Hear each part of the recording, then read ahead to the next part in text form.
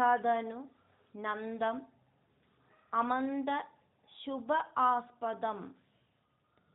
नन्दममन्दशुभास्पदं नृपपुरीं करदानकृते गदं समवलोक्य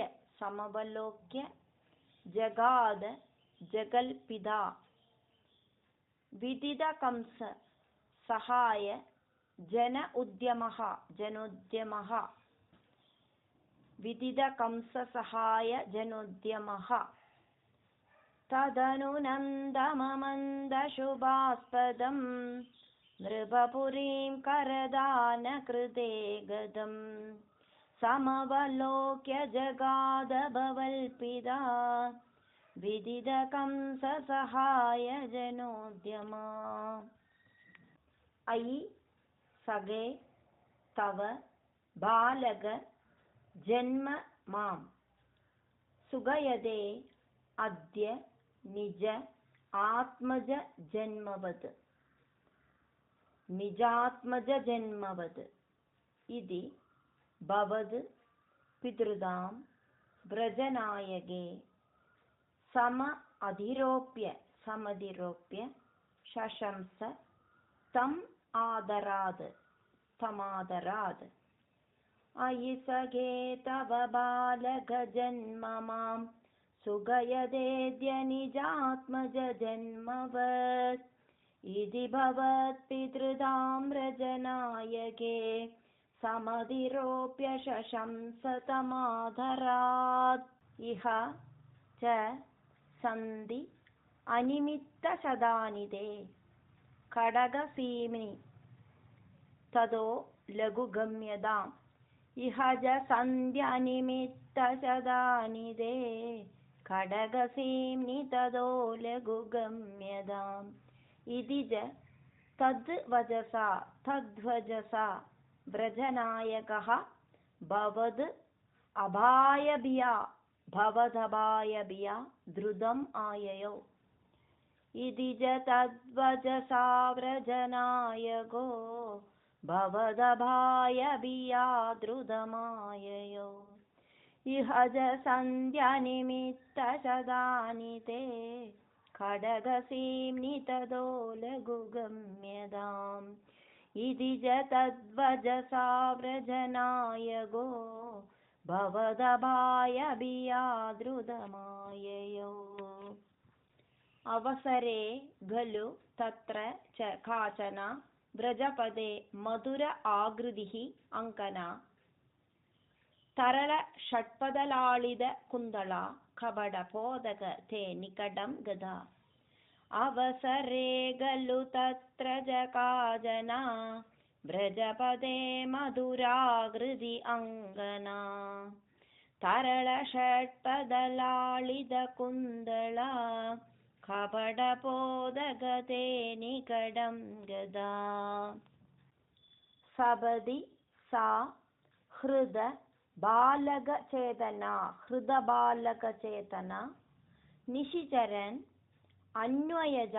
निशिचरान्वयजा किल पूतना व्रजवधूष्विह का इयम् इति केयम् इति क्षणं विमृशतीषु भवन्तम् उपादते। सपदि सा हृदबालकचेतना निशिचरान्वयजा किल पूतना व्रजवधूषिह केयमिति क्षणं विमृशतीषु भवन्तमुपादते। ललित भावविलास हृदात्मभिर्युवतिभिः प्रतिरोद्धुम् अभारिता स्तनम् असौ भवनान्तनिषेधुषी प्रददुषी भवते कपटात्मने ललितभावविलासहृदात्मभिर्युवतिभिः प्रतिरोधुमपारिता स्तनमसौ भवनान्तनिषेधुषी शेदुषी प्रददुषी भवदे कपटात्मने समधिरुह्य सम अधिरुह्य तद् अङ्ककम् अशङ्कितः समधिरुह्य तदङ्गमशङ्कित त्वम् अद बालक लोभन रोषितः स्तोमद बालक लोभन रोषिता महद् इव आम्रफलं महदिवाम्रफलं कुजमण्डलं प्रतिजुचूषित दुर्विशद ऊषिदं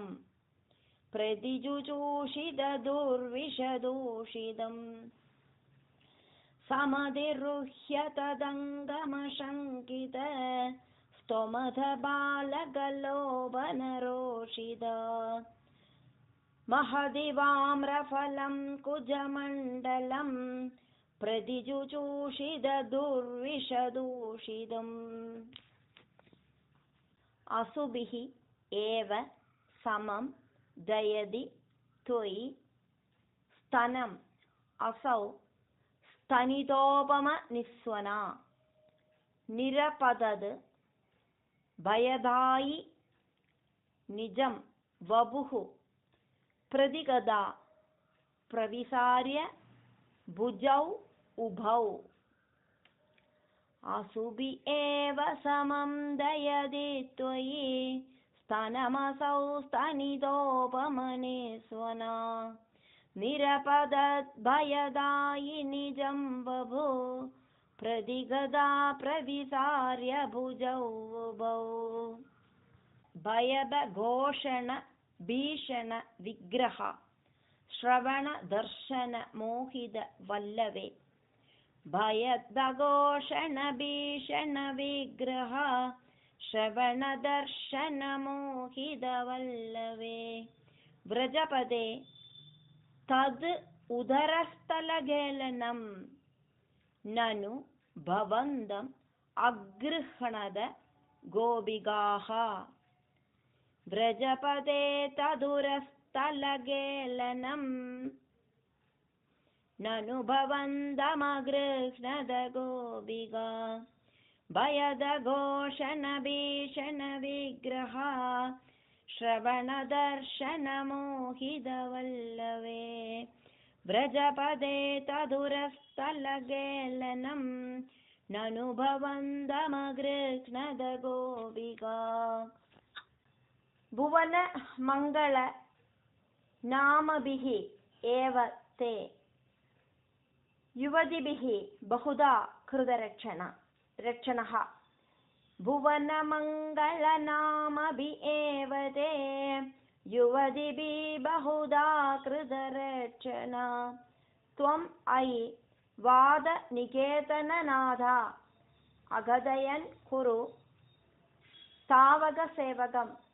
त्वमयि वाद निकेतननाथ माम् अगदयन् कुरु तावक सेवकम्